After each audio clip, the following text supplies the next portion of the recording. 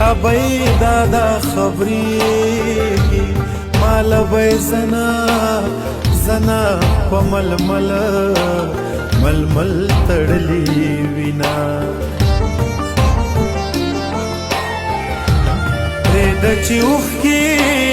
اوښکې مې بهیږي مرګ مې لیده جانان مې نه پخلا کوونه د حال ویلو ځای مې نشته د ګیلو ډک زړګی به تور له حد